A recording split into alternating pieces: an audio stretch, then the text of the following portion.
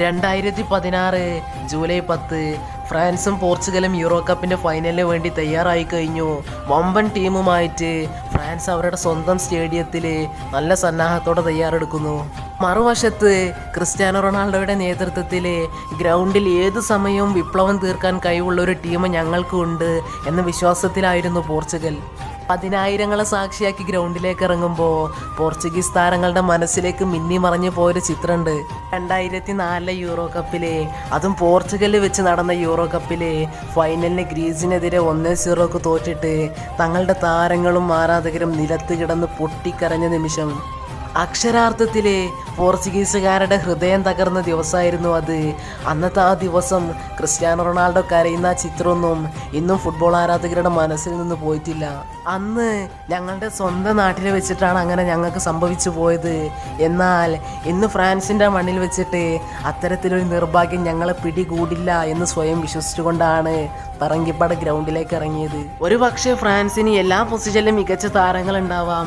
എന്നിരുന്നാലും പോർച്ചുഗലിനെ മുന്നിൽ നിന്ന് നയിക്കാൻ മുന്നേറ്റത്തിൽ ക്രിസ്ത്യാനോ റൊണാൾഡോ ഉണ്ട് എന്നുള്ളത് അവർക്ക് നൽകിയിരുന്ന ആത്മവിശ്വാസം വളരെ വലുതായിരുന്നു.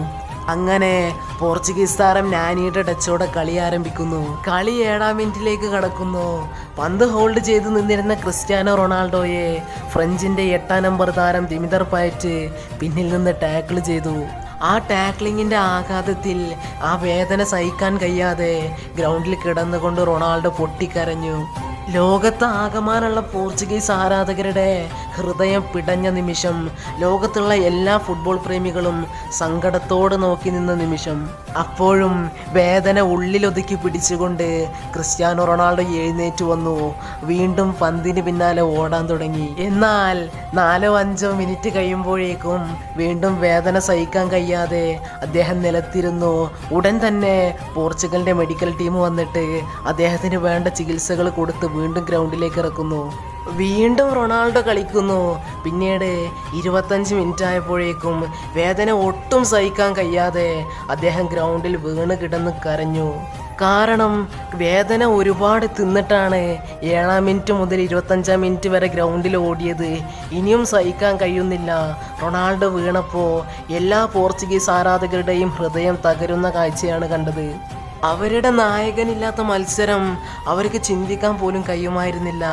അങ്ങനെ സ്ട്രക്ചറിൽ കയറ്റി റൊണാൾഡോയെ ഗ്രൗണ്ടിൻ്റെ പുറത്തേക്ക് കൊണ്ടുപോകുന്നു. ആ സമയത്ത് പല ഫ്രാൻസ് ആരാധകരും കരുതിയത് ഞങ്ങൾ മത്സരം പകുതി വിജയിച്ചു എന്നാണ്. കാരണം പുറത്തേക്ക് പോയത് പോർച്ചുഗലിൻ്റെ ഏറ്റവും വലിയ പോരാളിയായ ക്രിസ്ത്യാനോ റൊണാൾഡോയാണ്. എന്നാൽ അങ്ങനെ കരുതിയവർക്കൊക്കെ തെറ്റി. പരിക്ക് പറ്റി പുറത്തു പോയി വെറുതെ ഇരിക്കാൻ ഒരിക്കലും റൊണാൾഡോക്ക് കഴിയുമായിരുന്നില്ല. പിന്നീട് ലോകം കണ്ടത് മറ്റൊരു CR7നെയാണ്. തൻ്റെ കരുത്തും തൻ്റെ ആത്മവിശ്വാസവും വാക്കുകളിലൂടെ സഹതാരങ്ങൾക്ക് പകർന്നു കൊടുത്ത CR7. ടാക്റ്റിക്കൽ ജീനിയസായ ഫെർണാണ്ടോ സാന്റോസിൻ്റെ കൂടെ നിന്നുകൊണ്ട് പലപ്പോഴും താരങ്ങളെ അടുത്തേക്ക് വിളിക്കുന്നു, അവർക്ക് ഉപദേശങ്ങൾ നൽകുന്നു, അവരെ മോട്ടിവേറ്റ് ചെയ്യുന്നു. ഇതാണ് മത്സരത്തിൽ റൊണാൾഡോ ചെയ്തിരുന്നത്.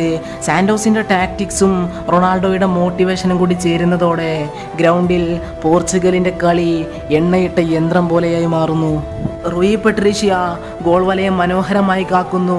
പെപ്പെ പ്രതിരോധ കോട്ട കെട്ടുന്നു. പോർച്ചുഗലിൻ്റെ മുന്നേറ്റ നിരക്കാർ നിരന്തരം ഫ്രാൻസിൻ്റെ പ്രതിരോധത്തിന് ഭീഷണി ഉയർത്തുന്നു. ഇതെല്ലാം കണ്ട് പുറത്തുനിന്ന് റൊണാൾഡോ കൈയടിക്കുന്നു. പോർച്ചുഗൽ ആരാധകരുടെ മനം നിറയുന്ന കാഴ്ച. ഗോളുകളൊന്നും പിറക്കാത്ത മത്സരത്തിലേക്ക് അവസാന നിമിഷങ്ങളിൽ ഫെർണാണ്ടോ സാന്റോസ് റെനാറ്റോക്ക് പകരക്കാരനായി എഡറിനെ കൊണ്ടുവരുന്നു. ഗ്രൗണ്ടിലേക്ക് ഇറങ്ങുന്നതിന് മുമ്പേ റൊണാൾഡോ എഡറിനെ വിളിച്ചുകൊണ്ട് പറഞ്ഞു, എഡർ, ഈ കപ്പ് നമ്മൾ വിജയിച്ചു കഴിഞ്ഞാൽ നമ്മളുടെ ഹിസ്റ്ററിയിലെ ഏറ്റവും മികച്ച നേട്ടങ്ങളിലൊന്നാണത്. അതുകൊണ്ട് നമുക്കിവിടെ വിജയ ഗോൾ നേടേണ്ടതുണ്ട്. ആ ഗോൾ നേടേണ്ടത് നീയാണ്. നിനക്കതിനെ കൊണ്ട് കഴിയുമെന്ന് എനിക്കുറപ്പുണ്ട്. അതുകൊണ്ട് പോയി ഗോൾ നേടി വരൂ എന്നാണ് റൊണാൾഡോ പറഞ്ഞത്. ആ വാക്ക് എഡറിന് നൽകിയ കരുത്ത് കുറച്ചൊന്നുമല്ല. മത്സരം 109 മിനിറ്റിലേക്ക് കടക്കുമ്പോൾ ഫ്രാൻസിന്റെ പ്രതിരോധ നിരക്കാരെ അപ്രതീക്ഷിതമായി കബളിപ്പിച്ചുകൊണ്ട് എഡർ മുന്നിലേക്ക് കയറുന്നു.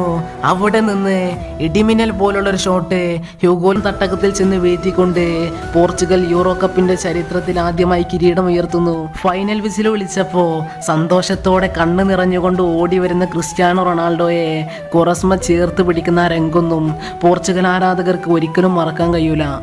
കാരണം ഗ്രൗണ്ടിൻ്റെ ഉള്ളിൽ മാത്രമല്ല, ഗ്രൗണ്ടിൻ്റെ പുറത്തും റൊണാൾഡോക്ക് എത്രത്തോളം കരുത്തുണ്ട് എന്ന് അറിഞ്ഞൊരു മത്സരമായിരുന്നു അത്.